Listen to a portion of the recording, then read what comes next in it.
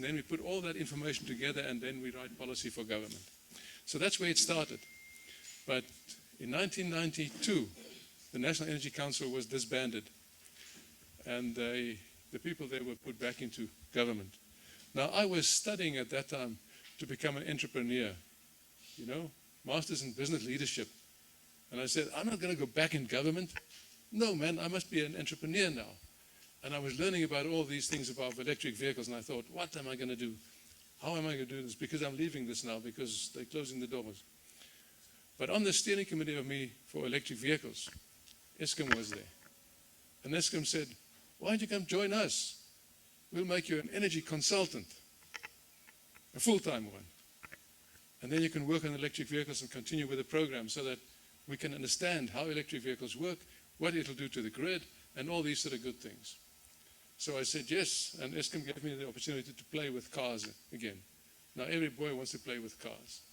And I really enjoyed it very much, and Eskom gave me a very good opportunity to do that. So this story is then about Eskom Pictures, first one. That's the first car that we imported into South Africa. That is a Selectra Force. We found them in Boston, close to New York, in America. And they built this little car. They converted this car to electric. And this car had a good range of about 80 kilometers using nickel-cadmium batteries. I don't know if you guys know about nickel-cadmium batteries.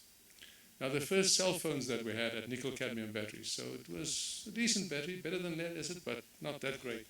But that was the first one. That's why it's called TRI-1.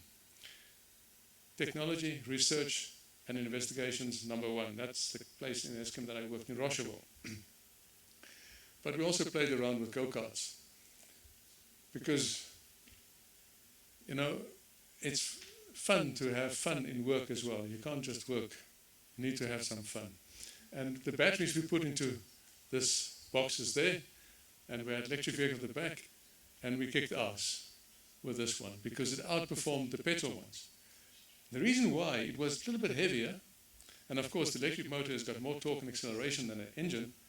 The car sat on the road very well, gripped very well, and it didn't slide on the turns. So we can, on the turns, accelerate out of the turn faster than anybody else could. And even though I'm not a racing driver, I competed with the guys that know how to drive these things. And this is the first real high-performance electric vehicle that we imported from the USA. This was AC Propulsion's Honda Civic. Now, who of you have heard of Tesla? Now, Tesla, for their Roadster, went to these guys to buy their first motor. Now, we beat Tesla to that with a couple of years because we imported this car before Tesla even existed. And then I went to the USA and I bought 20 motors so that we can do conversions in South Africa and see if we can do the same thing that the Americans did. Now, I didn't go there to buy 20. I went there to buy one. But then they said the first one will be $40,000. I said, yes, this is expensive for that. I can buy 2 cars in South Africa for that price of the one motor that you're going to give me. So I said, okay, you buy 10, I half the price to $20,000. I said, wow, this is a nice game. What if I buy 20? He said, no, I do the same doubling thing again, halving thing again. You can buy them for $10,000 each. So I bought 20. I had to walk the red carpet when I got back to Eskom. But Eskom was nice to me. Sam Mosakili, he was the head of marketing. And they said, it's okay, but just use them properly. So what we did is we took a Corsa Bakkie. You know Corsa Bakkie. Why the Corsa Bakkie? Because it can carry half a ton. And that's the weight of the batteries in those days, lead acid batteries. But we converted that to electric. And you can see there, I used this car as my primary means of transportation. We did the conversion, I drove it, and I drove it for 8.5 years at Eskom. That's until Eskom pulled the plug on the program. And you can see when we had to exhibit the car, I demanded, I asked nicely, that I can have a space on the exhibition floor. This is in Gallagher, not Gallagher, sorry, Sandton Convention Center, that I have a space that I can drive onto because I wanted to show people that what we put on exhibition is not static. It is something that I use every day. And you can see I put the stickers onto the car, and every afternoon I drove out again. And people watched, and they were amazed that this exhibition is actually driving out and coming in the following day. But that's the way we caught attention. And we had lots of publicity in those times. Actually, today I can't understand why nobody remembered this or knew about it, because we made quite a lot of noise. This is another bucket that we converted, this one for Electrifying Municipality. The financial department of the electricity department there used this vehicle for a number of months. Interesting thing is, when the batteries are finished, lead-acid batteries don't last that long. You go through a pack of batteries in about 2 years if you look after them nicely. And that's why today they are not batteries that are even competing with any technology for electric vehicles. But when the batteries are finished, these guys that have been using the vehicle almost for free, because electricity was very cheap in those days, they don't want to buy another battery pack, because the battery pack cost 60,000 rands in those days. And then I give the vehicle back. And I think that's why you guys said you don't want to own an electric vehicle. I can tell you, I've been driving an electric vehicle since those days, and I will never, ever go back. I'm still driving electric. My car's outside if you want to see it. We also converted, together with Nissan, a big truck, a 4-ton truck, to electric. Now, that same motor that went into the small bakkie also went into this truck. The electric motor is much more powerful than an internal combustion engine vehicle. That's why you hear about these cars with massive kilowatts ratings and Newton meter ratings in the engine. And you don't even need a gearbox. So this spec for this vehicle was it needed to go 80 kilometers far, and it needed to have a top speed of 80 kilometers per hour. So that was not too difficult to do. We put 2 battery packs, one on one side and one on the other side. These batteries were spiral woven batteries, very good deep cycle batteries. That's also used by the US Army and the White House, we were told. But it's actually a Scandinavian design. Scandinavia started manufacturing these batteries. You can see that the dashboard of the vehicle was also built by us. It's totally different. You just push a button, go forward, push another button, go backward. And push one button and you're neutral. And you can see this was something, first time that Eskom worked together with a vehicle manufacturer to build something. And here is a bunch of people from all over the world. I was also part of the executive committee of the world on electric vehicle programs and technologies, where we discussed the technologies in the various areas of the world. And I invited them to South Africa for 2 workshops. And one of these workshops, I took them to the Kruger National Park because our car was there. And I drove them around. They were quite amazed that we had these things in South Africa. But we operated on lead-acid batteries, and after 4 years, this vehicle batteries was also finished. And they said, you know, what I did is I took this vehicle to the Kruger National Park. I gave them a driver that was there training the people to drive this car for about a year. And then I gave it to them and said, okay, now you've got to do it yourself, drive the vehicle. But they had students. Nothing wrong, like the students say. But they forgot to charge the car. So when they come back from an evening drive, they took the car out at night to drive. And when they come back, they forget to plug it in. They go to sleep. Next evening, they want to drive people. The battery is not full. So out there, in the wild, in the bush, they run out of power. Now, Kruger Park is far from Pretoria and Joburg. So I get a phone call at night. Hey, Carel, the truck is standing. I said, have you plugged it in? No, we never plugged it in during the day. We forgot to plug it in. I said, it's not my problem. So they had to tow the vehicle in. But anyway, after 4 years in the Kruger National Park, the batteries were finished. And they said, you need to buy us new batteries. I said, no, guys, look, I gave the vehicle to you for free. And you can buy the batteries, because every night there's 20 people on that vehicle. And each of the 20 people pay 200 rand for one ride. And you've done this for 2 years. Do the calculations. You've got enough money to buy the batteries. So that project was very exciting and only lasted a while. Then they, because of the Kruger National Park, Londolozi heard about this, but they don't use these big game viewers. And they asked, can we help them with a Land Rover conversion? So first we took a Land Rover, just an easy one to find, and we converted that to electric. And then they painted it nicely and used that in Londolozi. So Land Rover England heard about this. And after a couple of months, they came and they took that Land Rover to England. And we never saw it again. Funny how things happen. We also converted some of these combi microbuses that we had in Eskom to transport people, to work and back. And we converted these to electric. Now, one I put on the ship and I took to Robben Island because we demonstrated these things all over the place, and we hope that people will notice that this one is electric, because when you get into an electric vehicle, like you spoke about the bus earlier, it's quiet. You know it's electric. So there you can see Robben Island in front of the ship. I tell you, it's quite an operation to put a vehicle on a ship. But Eskom is not a small company in South Africa. Eskom, at that time, had a very powerful brand name. So if I go to the people on the docks and I say, look, I want to put a ship on the vehicle, I want to take it to Robben Island, these guys are helpful. They don't have all kinds of nonsense. You first have to fill out a tender form and that. I never did that. I had people that wanted to work together and make things happen. And here is a picture of us in a mine in Secunda, one of Sasol's mines, about 2 kilometers underground. Because these vehicles also don't create any emissions that would harm people. The only thing that they were worried about is the sparks of the motor, because sometimes there can be methane underground.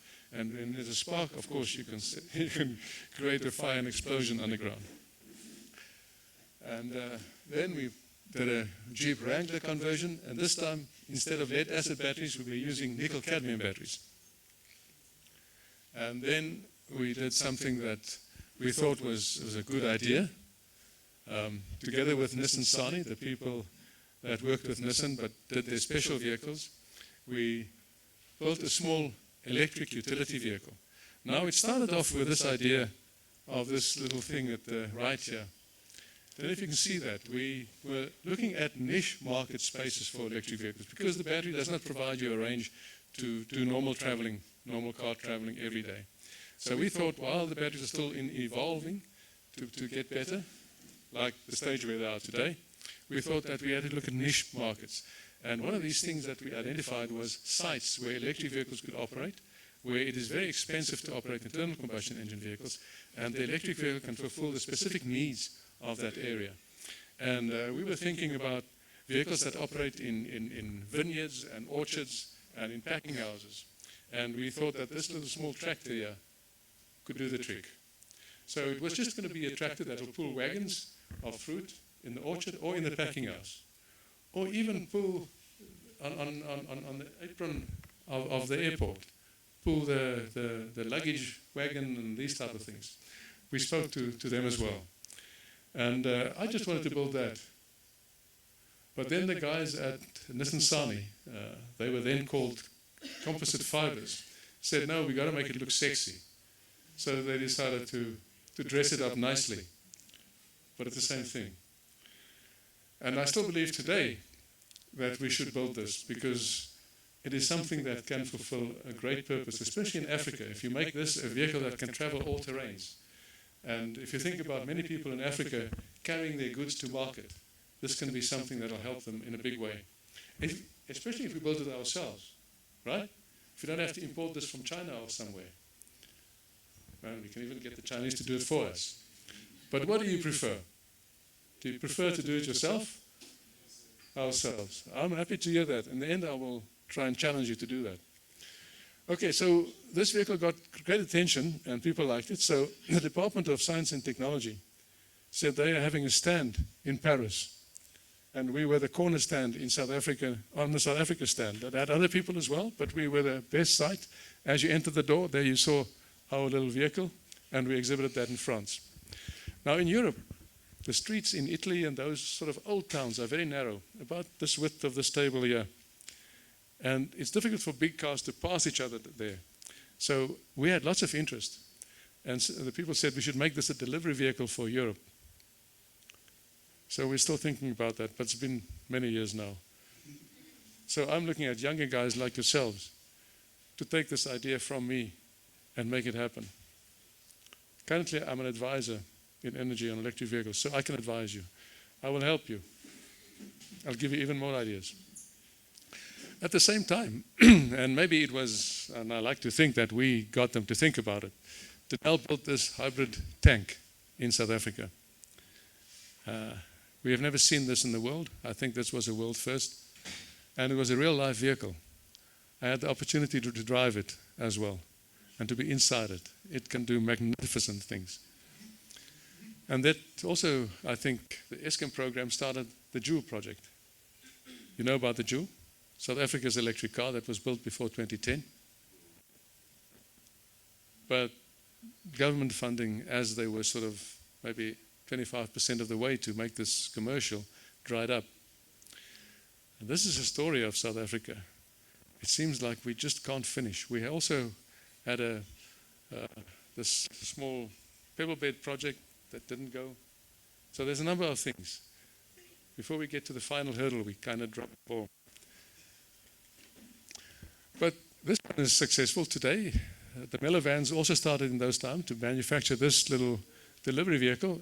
They thought of a taxi type of vehicle first. But then, I think because of homologation reasons, they had to go for the Mellow van, and they are now delivering things. This business is actually expanding into Europe now. So they are very successful, doing very well. Started in Stellenbosch. They have incubators at Stellenbosch. I don't know if you have it here, where they have students that are entrepreneurial and want to develop things. There's a space in Stellenbosch University they call the incubator space. And they have a small office there and a small workshop. And they can build things before it even gets into the market. The university supports them to do that and get even money from outside to get these projects into reality. And then, while I was still working with, consulting to Sanedi, I was approached by Winston from Grid Cars. Have you guys noticed the charging stations in South Africa for electric vehicles? Do you know about that? That's the company that's now rolling out charging stations in South Africa. There's more than 400 already. So I was part of that startup, starting that company up in South Africa. And then later left them to join Sanedi. But this is one of the early ideas that we had to produce this small commuter vehicle. If you look at cities, problem cities, and that's a topic for another discussion. We can talk about that in another presentation if you want. The problem in the city is really the car. And you find that there's only one person in the car most of the time. So we were thinking that you can make that car smaller and lighter. It'll use less energy, take up less space. And this is the car that we thought could do that job. Because you can park 4 of them in one parking bay, and you drive 2 of them next to each other in one lane. So you can quadruple the number of vehicles, the number of people that move on the road in a city, instead of having traffic jams.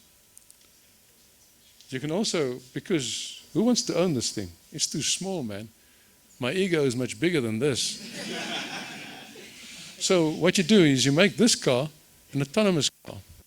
So it reads your diary, your Google diary, and it says, no, you're going to be at this meeting at 10 o'clock. So it rocks up at your home or where you are. It finds you because your phone tells the car where you are.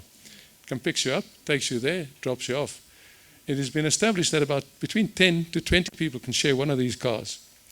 Imagine if your cost of transportation, cost of mobility drops by 20 times, making it cheaper, and it's just you in the car. Drops you off, picks you up. What a wonderful service. Mobility as a service, but that's a discussion for another day. So that's the bottom of the car that we built, and this is me test driving the car. And then we converted a Nissan NP200. This was quite a while after the 1900s when I spoke to Nissan the first time, did the game viewing vehicle. I'm doing electric vehicle program with Sanedi. And I need another car to convert. and they gave me the NP200. They said, you can have this car, you can play around, but we don't want to read about this car in the press. So we did, and this is the first car that we fitted with lithium batteries. We had a 70 kilowatt motor in front, and it drove wonderfully. I used it then as my commuter vehicle after the Corsa Bakkie kind of died, because the Corsa Bakkie at this time was about 25 years old. But at Grid Cars, we also thought about building things, starting things from the ground up. So here is the start of a three-wheeler workhorse. I don't know our indigenous language.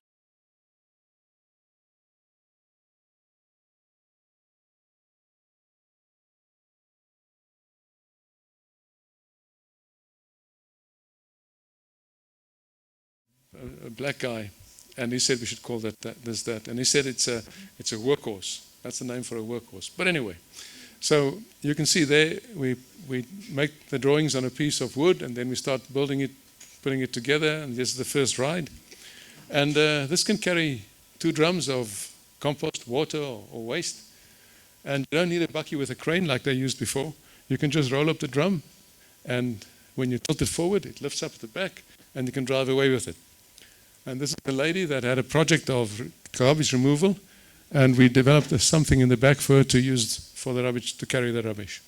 So these vehicles can be used in a township. One guy actually came with an interesting idea to me. He said in the townships, people don't always have washing machines. So why don't you put a washing machine on the back, and you drive to a tap and you wash the washing for people? Because this vehicle has got a battery inside. The battery can power the washing machine. All you need is water. Okay, here's some more examples of that one. You can carry people, like a feeding service for the taxis. No, there's narrow roads in the townships. Sometimes people have to walk kilometers with the checkers. And you can put groceries in the back. And this is a Chinese import that had an internal combustion engine, and that we converted to electric using the motor there. And this one didn't have to have a long range, so we used the lead acid batteries. Yes, question? So how much would one of those vehicles in the previous slide cost? Well, that's a prototype. So when we built the prototype, it cost about 50,000 Rand. But that's prototype. Now, if you want to scale up and you want to reduce the cost, that's what you do. You scale up, you make many more of them, and you get a whole range of people together to build a production line. Then you can reduce the cost of the vehicle quite significantly. Like now, Tesla is building a 2-seater vehicle that will be a robo-taxi. Like I explained to you earlier with the vehicle that I showed you. And they produce 1 in 11 seconds. And that ensures that the price of this vehicle will be very low. But we'll get to that. So we were also the first people in South Africa that produced a solar charging station. This was at the CSR. We had building number 24, that was our office. And we also had our station outside to charge the batteries for our electric vehicles. So if you charge your electric vehicle from solar, you don't have to pay anything for the electricity. You've paid already for that once off, and you don't pay again. That's also a topic for another discussion, because I drive on solar, and I can tell you, if you're interested, how much money you save on electricity for the home, electricity for the car. It's typically 50% of your expenses. Anybody earning money, doing work, it'll be 50% of your expenses, your home energy and your car energy. Then Sanedi said I must come work for them. So I've got some Sanedi pictures as well. We had a conference at the venue that you can't see, but BMW was very kind to me. They said, why don't you use the Mini? We are doing experiments in the world. They had 900 of these Minis throughout the world. We had 2 in South Africa. They gave me one for a couple of months to drive. Fantastic little car. Now they manufacture electric Minis. One of the cheapest electric vehicles in South Africa. Also, while at Sanedi, we designed this BRT bus. How many of you guys use the BRT bus? Nobody. You've seen the buses there in front here. They were in my way driving here. They are taking up the road, wasting the space. Esh! I need an extra lane to drive in. Now there's a bus lane.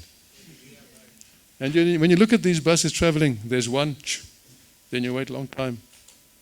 The road is empty, nobody's using the road, then there comes another one. And you're not using it. Why are you not using the bus? Don't worry, I don't like the bus either. You're not going to tell me. I think it's wasting space. If you left this space to the taxis, they would utilize that space much better. Much better. They move many more people as well. You will see it's full of taxis all the time. But no, taxis are not allowed to drive there. Don't worry, I'm controversial. I've been called many things many times.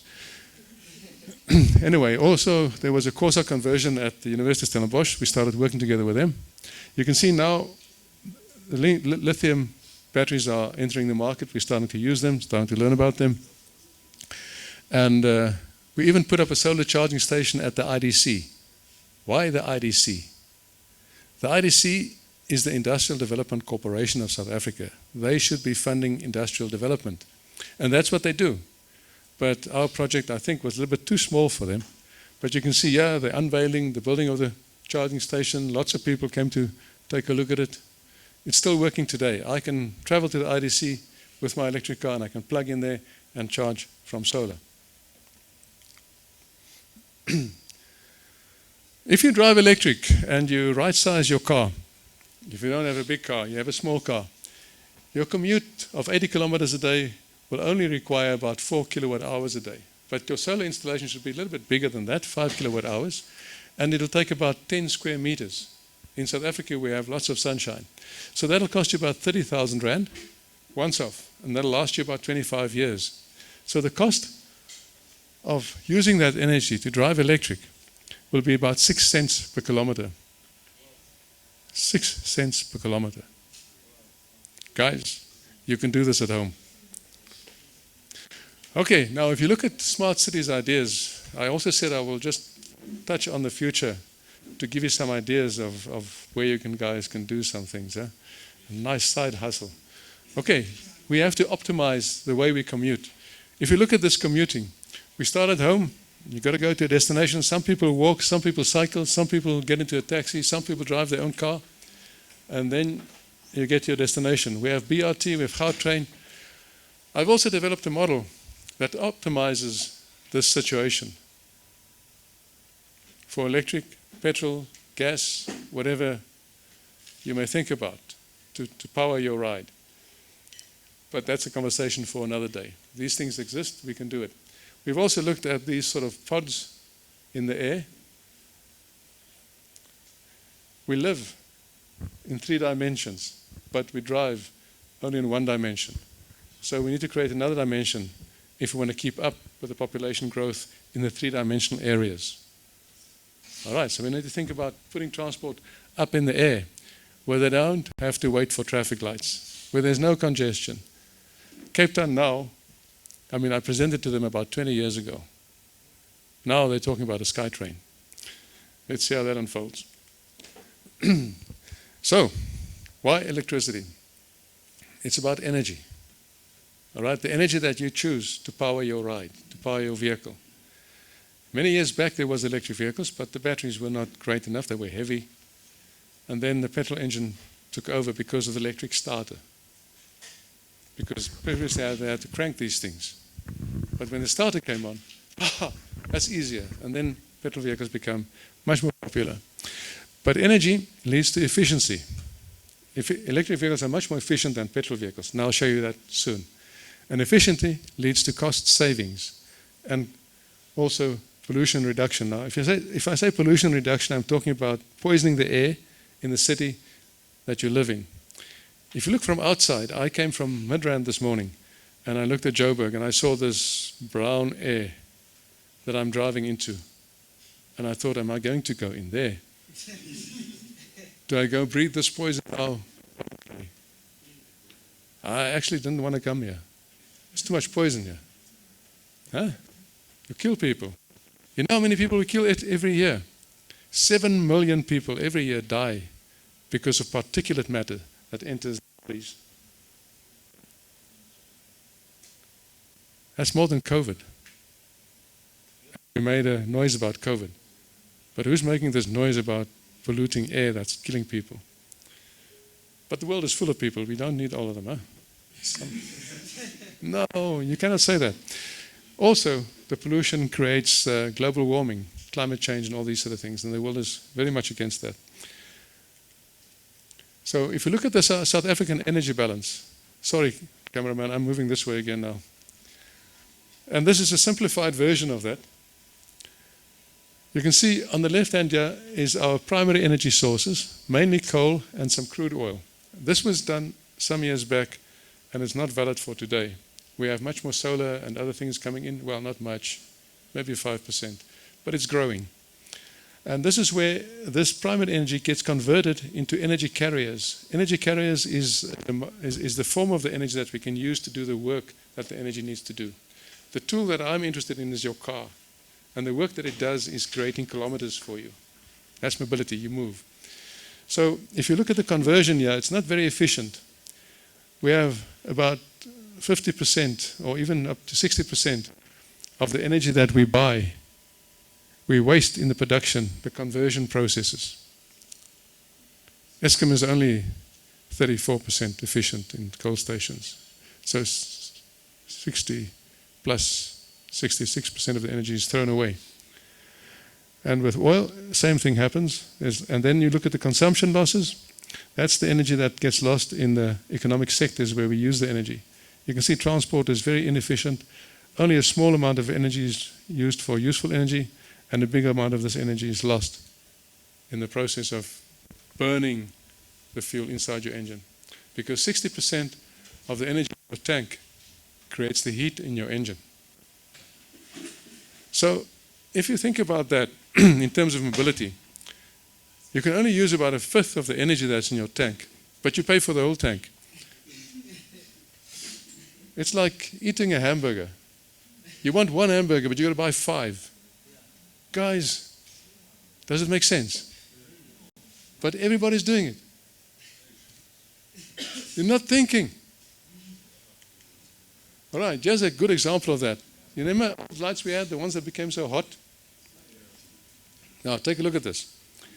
See, we start with 100 units of energy.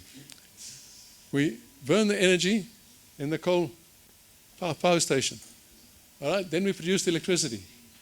When we transport it, we lose 2 units. In the factory, we used 62 in the power station. We lost 62 units of the energy. And then when we burn the light, we switch the light on, we lose another, well, to power it, it's 36 units, but we lose another 34 units. So only about 2 units of energy of the 100 is used to produce light for us. That's why we don't use those lights anymore. We use LEDs nowadays. We've learned our lesson. We've understood that we're losing all the energy. It's crazy. You shouldn't do this. Unless you have lots of money, you want to waste it. You put fire to your money. Now, in South Africa, we have this situation. We don't have oil wells, but we take the oil out of the ground, we refine it, we distribute it, we burn it in a petrol car. Total process efficiency is about 15%. That's why I said you lose at least a fifth of the energy, 20%. Because nowadays, cars are a little bit more efficient than in those days. In a coal mine, we have a synthetic fuel, that's sasol, and we burn it, so it's only 7% efficient. So the 93% of the energy that is in the coal is wasted in this process with sasol. That's why sasol is the biggest polluter in the world, single point polluter, and creating of these emissions that we don't want. But if we take this energy from the coal mine, we put it in an electric car, then it's already 24% efficient. But we waste the energy at the power station. Then the car efficiency has gone up to about 85% nowadays. But if you use the sun, of course, you can be much better off. So that's why I use the sun to charge the batteries of my electric car. And here's just another example of explaining the efficiency of the internal combustion engine car against the electric vehicle. And you can see we save a lot of money as well. Just to rub it in, make sure that you understand it, they say repetition is good. So at the fuel price of 25 rands per litre, you use about 8 liters in the city commuting. That is about 272 megajoules of energy. That'll cost you about 200 Rand. Now you go electric, same car, you use 15 kilowatt hours of electricity. I use slightly less than that. And it'll cost you about 3 Rand 50. That is about pardon? You're arguing me with about electric price. What you use? What do you pay for electricity? I don't know because I don't pay. I've got solar, so please tell me, what do you pay? Do you know? You don't know. It's too cheap, huh? So in South Africa, all the charging stations and so on. What are you asking? All the charging stations? In South Africa, all the charging stations. No, they're not all solar. But there's a company now, Zero Charge, that is putting in just solar chargers.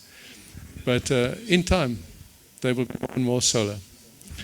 But currently they're not. At homes, when people like myself, I have a solar on the roof.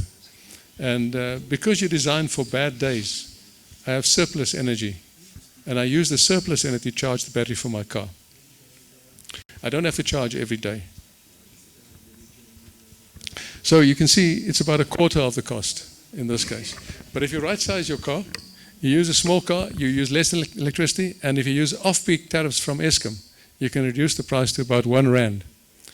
And then your ride will cost you about 5 Rand for 100 kilometers. How's that? Now everybody wants an electric car. Am I right? Yeah.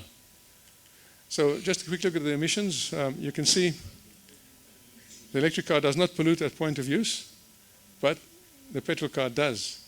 And where the energy comes from, this is the power station. That is the normal oil refineries, and that is Sasol. Okay? So in South Africa, even though you use coal-fired power stations, your car is cleaner than a petrol car. That is only where there is Sasol available. That is in Gauteng. If you go to Cape Town, you don't have Sasol, you have nuclear energy. So it becomes much more even then. This is the Eskom situation. You can see the peak. This is a weekday. And you can see the peaks, the morning peaks and the evening peak.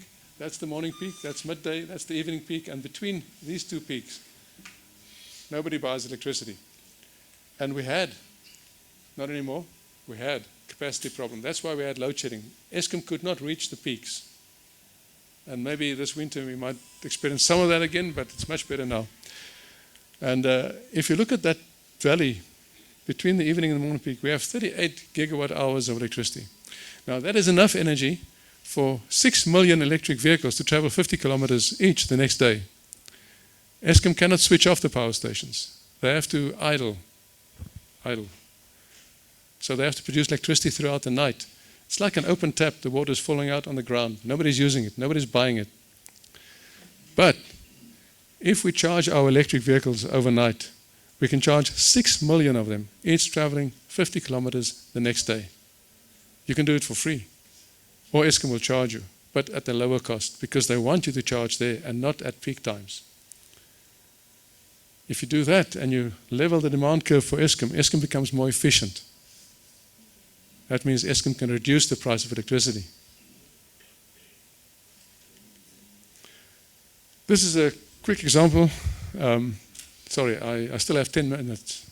I'll try and finish quickly. This is a quick calculation, just to show you how much money we can save. So this on the left is petajoules. That's the energy in the petrol that we import into the country a year. That is the energy that we'll use if it's electric. Much less energy, at least a quarter of the energy. That is the foreign exchange leaving the country to buy the petrol. Now that isn't billion rand. Okay? So we will not have to pay this anymore. But we will still pay this. Well, that's the cost that you pay. That's what the user pay for this import. Okay? 200 billion. It costs the people that import the oil 109 billion, but you guys pay 200 billion because it's made up of the balanced fuel price, margins and cost, and the levies. Now if we change to electric, we can reduce this to 42 billion rand instead of 82. We won't touch the levies and we won't touch the margins and costs. But if you go to solar as a country, we can further reduce it by 50%. And we will only pay, the people will then pay 20 billion rand instead of 200 billion rand. 10 times less. How's that? Of course, people are going to cry about the tariffs and the taxes on the fuel because that's income to government. But government does not have to pay the foreign exchange leaving the country. We are creating jobs inside the country and rather pay our own people for the electricity we can produce locally instead of paying guys outside our country, the guys that produce the petrol and the diesel and the stuff that pollutes our air and makes me not want to come to Joburg in the morning because I see this dark cloud hanging over the city. You can do this at home. This is a diagram. I'm just showing you how you can get energy to feed your home, charge your car. Your car can go back and feed your home again, or your car can feed into Eskom. Now, if Eskom creates tariffs during the day, feed-in tariffs that pays you for energy that you give back to Eskom. Say, for instance, at night, at peak times, they pay you 4 rands for a kilowatt hour, and they charge the users 8 rands. And there's time overnight where you can buy electricity for 1 rand. So you can charge your batteries using 1 rand per kilowatt hour, and you can sell those kilowatt hours at 4 rand. That makes sense, huh? Any one of you who wants to start that business in the township, let's talk. I can help you. So what is happening in the world now, because the world is now moving to electric vehicles, we need to create the ecosystem for electric vehicles. That is a system of industries that sits around the vehicle, because the vehicle alone cannot operate very well. I know that because in the 90s I drove electric and I was the only one. There were no charging stations. It gets lonely. But every plug in the wall was a charging point for me. But you have to spend some time there. So if I now visited you with my old car, the first thing when I got out of the car, I said, "Where's a plug?" And you will ask me, "Do you have an extension?" I said, "Of course. I can plug in anywhere. I've got a 30-meter cable." And I did that. Every time I visited people, did a presentation, did a meeting, I charged my car. But it's also a nice talking point. When you go to the gym, when you go play action cricket at the gym, I get out, I say, "Where's the plug?" And then they show me, and then you find there's lots of people standing around you asking, "What are you doing with this plug in the car?" and all these sort of things. You've got a nice story to tell. So we're creating this whole ecosystem. Now, first of all, we need to think about where's the energy going to come from. All right? So you've got to think about the power sources. And then you need to think about a smart grid. And I'm talking about a grid that has got variable tariffs that will encourage people to take energy away and sell energy back to Eskom at certain times, working together with Eskom, working together with consumers. They are called prosumers. You produce and you consume. So it's a partnership. And then we also have to think about smart cities, home charging stations, because most of the charging in the world happens at home. 80%. 20% people use fast chargers. And then you need to think about what happens to the batteries after they're used. Now, in the beginning, we thought a lot about that, and we thought there'll be lots of batteries. But now the batteries are lasting so long, we're not too much worried about that now, because the batteries will last 10 years in these cars. And then they have only lost about 80% capacity. But people are starting to feel nervous about the range, so they take the battery out. Now these batteries still got energy, and they use them to power buildings, homes, stand up for backup battery systems. And then we need to think about production of these vehicles. I mean, the first vehicles that came out are vehicles that need to attract attention, to create a market, to make people want them. So they build these very expensive cars with high performance and long ranges and all that. But you don't always need that. You just need mobility on the farm or in the city or whatever the case may be. How far do you travel every day? 20 kilometers? 40, 50? I mean, it's easy to find a battery that'll give you that distance. No problem. So we can make cars simpler. Build things for our own use, for our own requirements. And you know, the prices have been falling. The price of solar cells fell about 95% in the past decades. Batteries, the last 1.5 decades, fell by 90%. The price of batteries. Hey, since I'll come to get you now. And then, of course, the price of energy generation also fell. While you guys look at the graphs, I'm going to answer this question. Have you ever implemented a battery management system for the vehicles? Just talk in the mic, I cannot hear very well. Or have you I'm managed old, a battery management system for Oh. monitoring the health You and wanna- state of charge of the batteries? Yeah, in you the want to vehicle? build a battery management system? Yes. That's a good idea. No, all the battery packs do have battery management systems. Oh. Now, currently, I'm struggling at home with my own battery management system. I'm a first uptaker. Maybe you guessed that already. I start very early with new things and new technologies, especially when I have an interest in that. So I'm one of the first guys that drive electric. So solar installations, I'm one of the first guys that does solar installations. And I do it myself because I want to learn from this. So my batteries are old batteries. And the battery management system in that is old.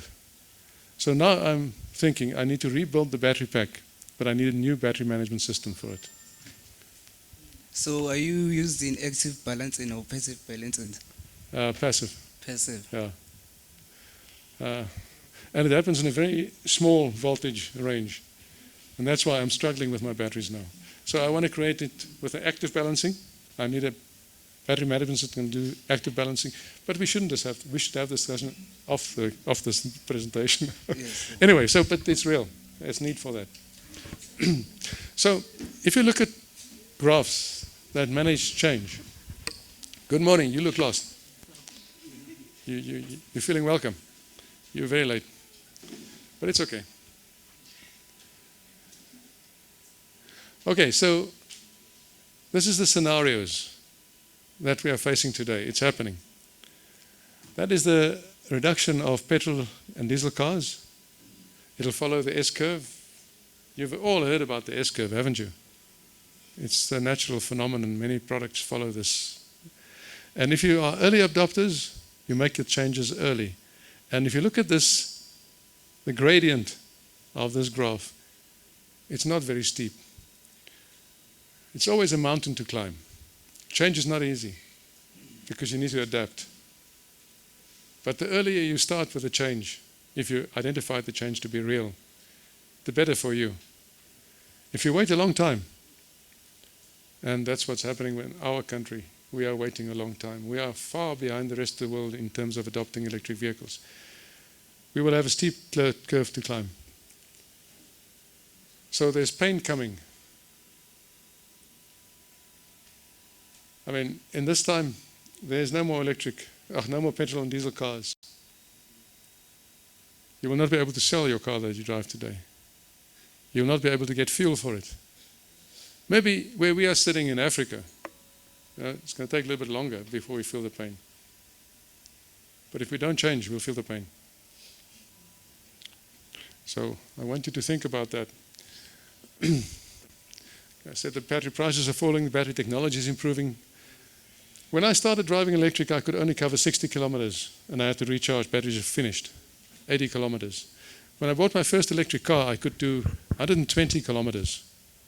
That was the Nissan Leaf, 120 kilometers. That was the maximum range. The one I'm driving now, I can do 440 kilometers. The next version of the one I'm driving now can do 900 kilometers. It's coming out the end of this year, beginning next year. 900. Geely already said they have a car that can go 1,500 kilometers. So the batteries are becoming better, they're becoming lighter, and they're becoming safer. Everything that you want. Technology is moving. Also, because of the battery prices falling, the electric vehicle prices are falling as well. And scale is going up, so as the numbers are going up, prices are coming down. So, and also, the time for the rich, expensive cars are over. The ones that are much more affordable is coming now. The Geely E2 is a very good buy now and will last another 10, 20 years.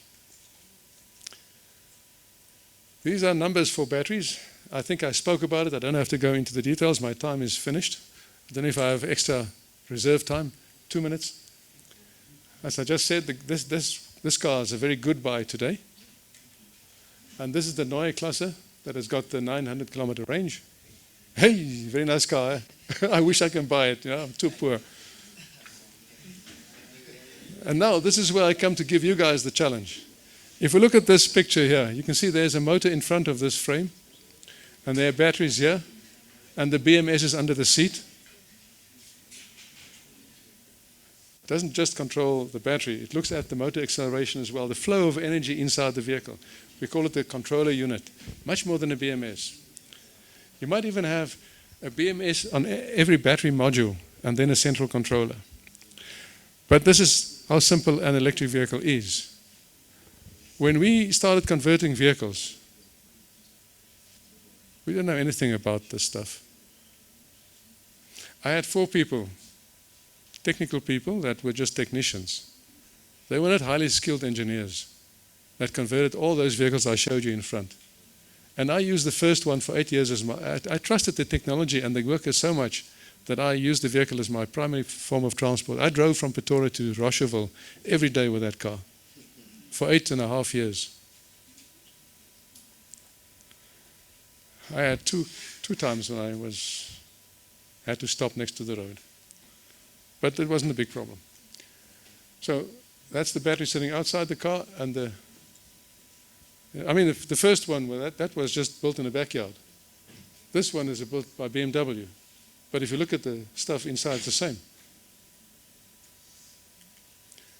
So this is the guy that converted a fat cycle to electric himself. If you do Google Roam, R-O-A-M, that's a company that started up in Kenya. They're building their own motorcycles now. But at the university, you have this Baja challenge. You still have it at the university, where students build this vehicle. It's an all-terrain vehicle. Every year, students build this vehicle. I'm sure there's a group of mechanical students. Yes. So you know what I'm talking about. If you guys don't know what I'm talking about, you should open your eyes and look around. Huh? They exist. And you can electrify this. I actually went to the people at Tux University and said, why don't you make the Baja electric? Because it's no use doing internal combustion engines in there. They use a Briggs & Stratton engine in there. And they said, no, Briggs & Stratton, they give us the engines. But yeah, if they give you the engine, you're still continuing a dead-end street. Does it make sense? Shouldn't you rather then maybe buy electric motors and move into the future? You can use that same electric motor again. It doesn't get old like the Briggs & Stratton engine. Okay, so this farm tractor, if you just look at that, and you saw that we dressed it up nicely. These are other drawings when we started that we had in mind to do as the next phase. Panel van, a government vehicle, a fun vehicle. So, what I'm saying is, don't try and predict the future. Create it. Who's going to create their own future? Hey guys, I feel sorry for the rest of you. Come on, you need to be in control of your future. So create it. You've got to do this.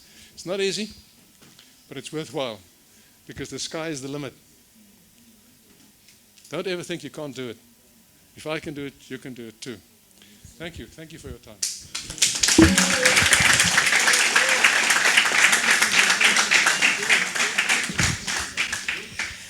Okay, I'm going to ask us again.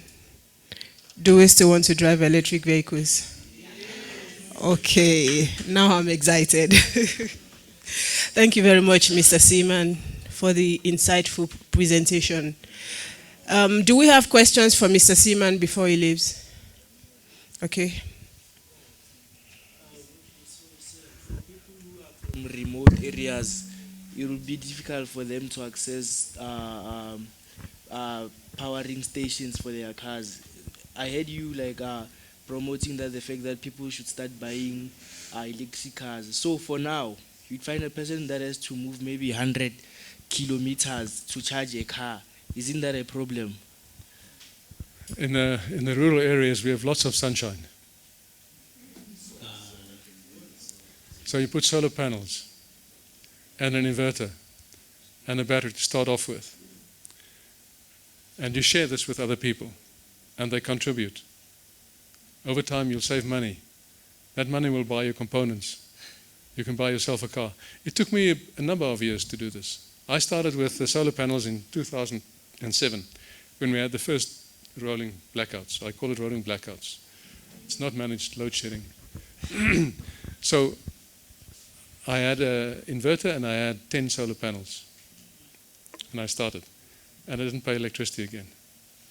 And then I bought some more batteries. And I didn't use electricity at night as well. Didn't have to pay at night. And then Eskom, fortunately, I was busy doing the electric cars, so I found out I can plug in my car and charge my car as well. So I bought more solar panels. Now I was charging my car and I was powering my home. But there's a better plan that you can make. In townships, they are looking for energy, and some people only have a battery that they use. So you create an energy hub in the township, and you charge batteries for people. They pay you. So first you provide energy as a service. You charge batteries off a solar installation there where you live. You stay there. You look after your solar panels. And all the time during the day you charge batteries for all people around. You can use the same battery pack that they use in motorcycles, the swappable pack. It contains about 2.5 kilowatt hours. That's all you need to power a low-cost home overnight. My own home takes only about 5 kilowatt hours through the night. That's the energy I need through the night. I've calculated. When I worked at Seneri, I was driving a Nissan Leaf. I can drive in the morning to work, use about 5 kilowatt hours. I charge at work. I negotiated with the landlord. I say I want to put in a charging station for my electric car. It'll draw 6 kilowatts. He said, how much will you use in a month? I told him. He said, that is so small, I'm not going to even charge you anything because I will not even see your spike on my map. So he allowed me to put the charger in for free. So I can charge it at work. Then I drive home, and I calculated that I can plug my home into my car overnight. And if you add all these costs, you start saving money. If you're patient, you will save enough money to create something new. It takes time. But if you now want to do it in bigger scale, you charge batteries for many people. You can start with a few batteries. And they will tell more people, and they will come. And they will even bring their own batteries to you. They will pay the batteries. And you just charge them. And you charge them for the electricity that you produce off solar. It's going to cost you money once. And you'll operate this thing for 25 years. No problem. You've got to start small. But you've got to start. If you don't start, you will never get there. It's like running a race. It's not easy. Even running a race, you need to exercise. You need to work hard so that you can run the race. I'm 72 years old. I still run a race. I'm talking about a real race. I take part in the biathlon. I qualified for Northern Gauteng. I take part in essays. This age. Man, you guys have got your whole life ahead of you. Nobody told me these things when I was your age. I had to find it out myself. It's not easy. You've got to start. Don't wait. Start something. Think of something. If I can't motivate you now, I'll never be able to motivate you. Thank you very much. Do we still have any questions? All right. Before we dismiss. Okay.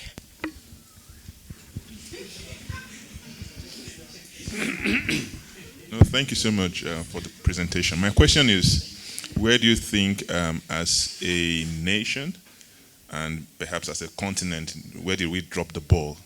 Because based on what you're saying, we were at the forefront, we were competitive, right? If you said all of this in the early 90s, in the EV race, right? So and of course South Africa is the pioneer in Africa. So why haven't we been able to translate it into much more wider acceptance, even in the continent, and then export it like perhaps the Chinese are doing? That's the first question. Then the second question is, You did mention, and that was a very important presentation, or slide rather, about the EV ecosystem. So there are several aspects, smart infrastructure, smart grid. Where do you think is the quick wins, right? I know you've mentioned in the townships, right, having charging stations, but where do you, I mean, from complex systems theory, there's something we can do that we can get the tipping point and can accelerate the wider adoption of the technology in the ecosystem. Where do you think that is? Thank you. Good questions. Second one is so difficult, so I'll start with the first one. And that is a difficult one to answer, and I don't want to directly criticize government because I'm not there anymore, so I don't know what is happening inside government. But it might also be that we are just not correctly positioned. And I think it's because we have the perception that we cannot do great things in Africa. You know, if you think you can do something great and you have confidence, then you prepare for that appropriately. But if you don't have confidence, then you give up and you half-heartedly do something and it doesn't get anywhere. I think it's maybe a bit of that.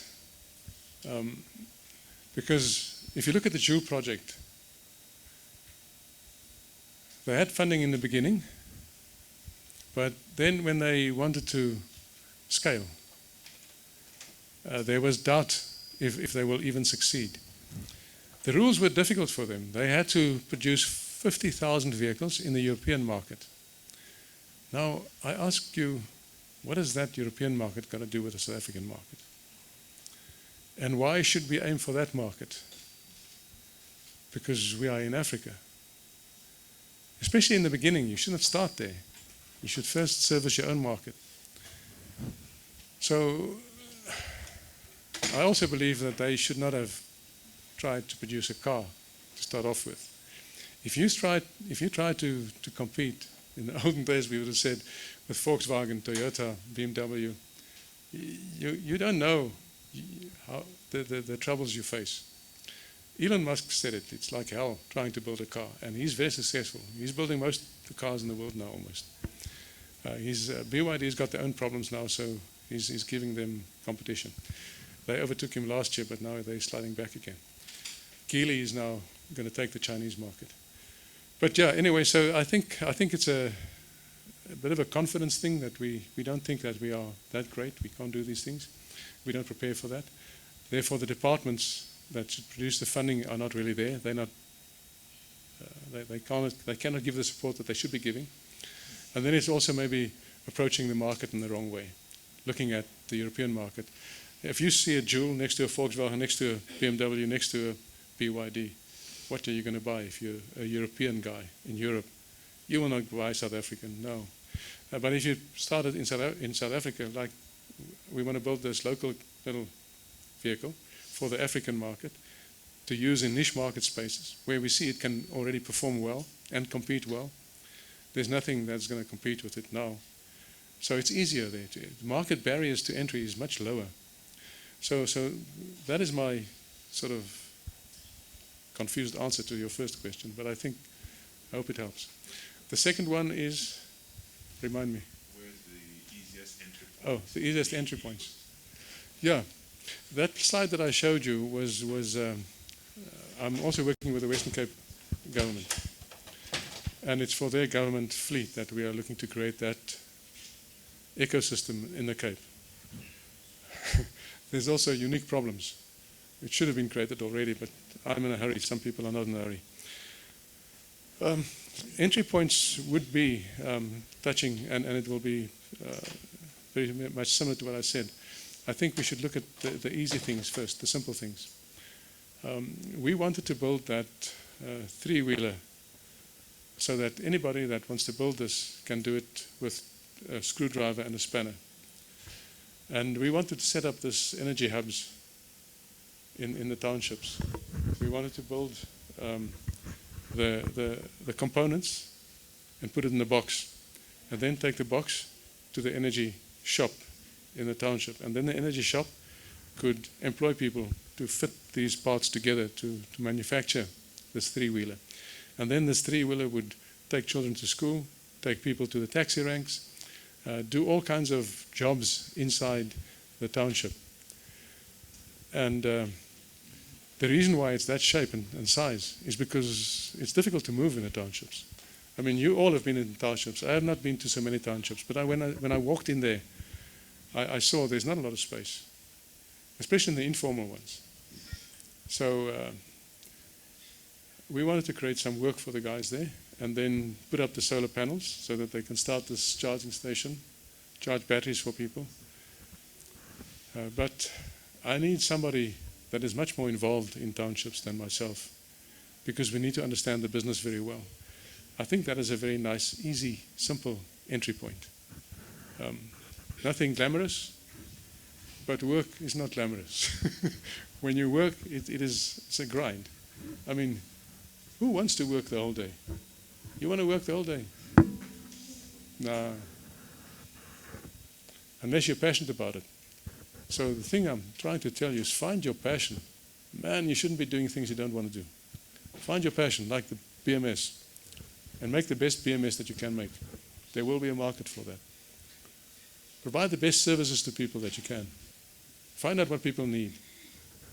So in my looking at these things, I identified those needs, because if there's no need out there, nobody's going to part with money to pay you for anything that you give them. There's a question this side. Do we still have any question? Okay.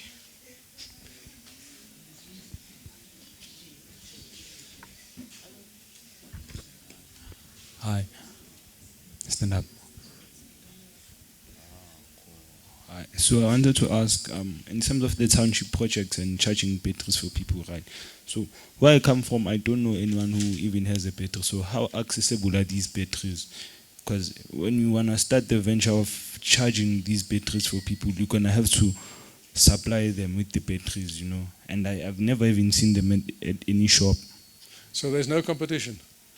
Yeah, there isn't. But do you think people can use batteries? Yeah. I really What are they believe in using that, now? yeah. Right now they're using Eskom's electricity, and they are really complaining about the prices and all that. So I think there's a really huge opportunity. You see, the interesting thing here is you have a customer that is complaining about the supply of the service. They are saying the prices are too high and it's difficult to steal because Eskom can take a look and they see you've taken it. I've just heard about the theft. Eskom does not like this customer. If you were Eskom, would you want these lots of customers and some of them steal your electricity and it's difficult billing them and all these things? So you need to go into, first of all, negotiations with Eskom. Now you tell Eskom, I'm going to make it easy for you. I'm going to take your customers. I'm not going to steal them. I'm going to take them off your hands because you don't want them. And you must help me to do this business. I'm sure Eskom will help you. Okay. Because they're a big utility. They want to have 1 or 2 or 3 customers, not thousands. The municipality wants thousands of customers. Or maybe not. But some customers they like, some they don't. They like paying customers. Townships are not really good paying customers. That's why some areas Eskom or the municipality has got massive debt, because these guys are not paying for the electricity. So we need to find a solution that addresses the problem. But also, when you find that solution to address the problem, you need to find the business so that you can make money in that solution, providing the solution. Okay, thank you. I once wanted to take cooperation off the grid, and I had to negotiate with various people to enable the project. I negotiated with Eskom because it was their client. There was a township nearby as well, so the township was also Eskom's client. So I had to speak to the municipality and said, the corporation that uses most of the electricity, they're going to become my customer if I make them run on solar. I said, it's okay, but what are you going to do for us? I said, well, I'm going to help your township as well. They say, how are you going to help the township? I say, I'm going to design the system in such a way that the co-op will always have electricity. So there's going to be an over-design. I'm going to design for surplus. So when I have surplus, during those times of the day, I'm going to give it to to the township. I will tell the township so that they know, so that they can use the electricity for free. I will not charge them for electricity because the corporation would pay for the whole installation, everything. And then I negotiated with Eskom. They said it's fine, you can take the customer. Eskom actually said they would fund the battery that I would install there because they needed some information on how it's going to work. It was still early days.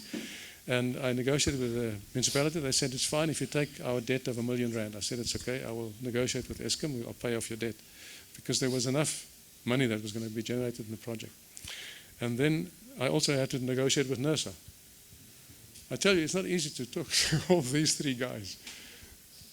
The times that you have to wait, but it's worthwhile doing that because there's goodwill there. People see a solution and they want to make it happen if you explain it properly.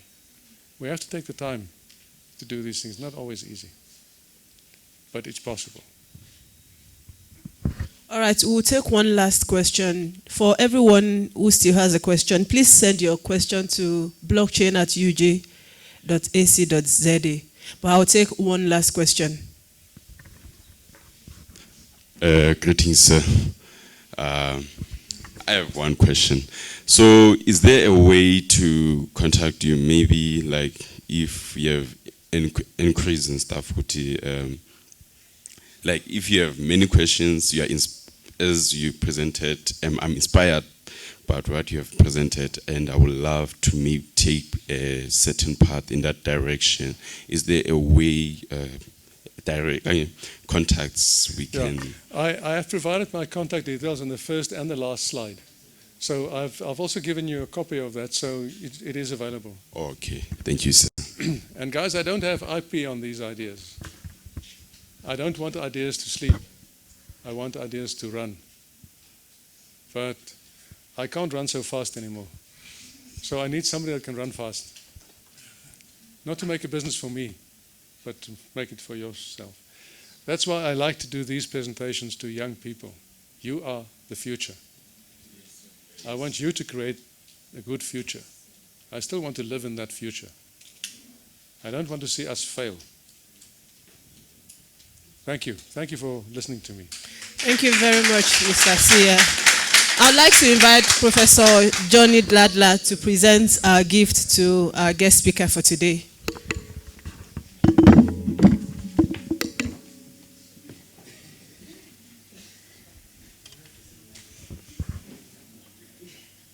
Good morning, everyone. You know, we all came in ties and suits, and I had to be orange so that the security guards could open for me. What a pleasure to be in the company of the young, bright future minds. I learned as much as you did this morning. I'm not sure if they did make you aware that after this there's an exam paper. So it was a surprise. I'll be marking the exams. So for those students that have asked questions, those will be the questions that will be in the exam paper. So I hope you understood the answers. Firstly, let me thank Mr. Snyman. Mr. Snyman and myself come from Eskom. We were at Eskom in 1992. I think most of you were not born yet. And here we are. He told you that he's 72, which I still don't believe him, because he looked younger even then. He's even looking more younger than myself. So I won't tell you how old I am. If he's 72, you can tell I'm around 80s. Carel, thank you so much for a very enlightening presentation. This is the future. When he started the electric vehicle at Eskom, nobody understood it. And when we came to Eskom, we were brought in to create some excitement at Eskom. I think your parents, I would take that chance, they would know that Eskom started having brands, Electro-wise, Agri-Leg, Industrial-Leg, Commercial-Leg, because we're trying to make sure that people understood who's attending to their needs in the market. Because Eskom is to everyone, is to business, is to people at home, is to people in the commercial space, and he was bringing electric vehicles, just to make sure that everybody understands and appreciates the use of electricity. Now, we are in a department that is very exciting at UJ. I think it's the most, he spoke about the car had to look sexy. I think the department you are with in engineering here, it's sexier than the engineering that some of us have seen and know. Am I correct? Yeah. And we have to make engineering sexy because they tend to see it to be very too serious, very focused. Just make it exciting. And that's when you'll enjoy engineering. I'm part of this faculty. I was appointed as a professor of practice, and it surprised me actually, what am I going to discuss? Because engineering people are just too serious. And I must say the 2 years I've spent here working with Professor Nandi and his team, it has really made me feel at home. So engineering is no longer boring for me. I just want to touch on the SDGs that are on this. And I was saying to Professor Namdi, we actually practically delivered on these SDGs. If you look at starting with SDG on the affordable and clean energy, EVs talks to clean energy. If you look at the industry, the infrastructure, it talks to that infrastructure.